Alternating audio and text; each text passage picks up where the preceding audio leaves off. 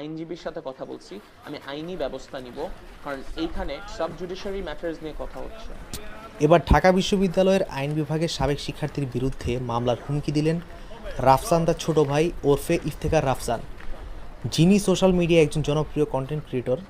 তার বাবা মায়ের বিরুদ্ধে একটি ঋণ খেলাপির অভিযোগ নিয়ে সম্প্রতি ঢাকা বিশ্ববিদ্যালয়ের সে শিক্ষার্থী সামাজিক যোগাযোগ মাধ্যম ফেসবুকে একটি অনুসন্ধানমূলক পোস্ট করেন, যার প্রেক্ষিতে উক্ত শিক্ষার্থীর বিরুদ্ধে আইনগত ব্যবস্থা নেওয়ার বিষয়ে নিজস্ব ফেসবুক পেজ থেকে এক ভিডিও বার্তার মাধ্যমে জানিয়েছেন রাফসানের ছোট ভাই।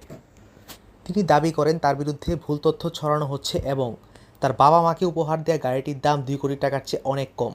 মূলত ভুল তথ্য ছড়ানোয় সংক্ষুব্ধ হয়ে তিনি আইনি ব্যবস্থার সিদ্ধান্ত নেন।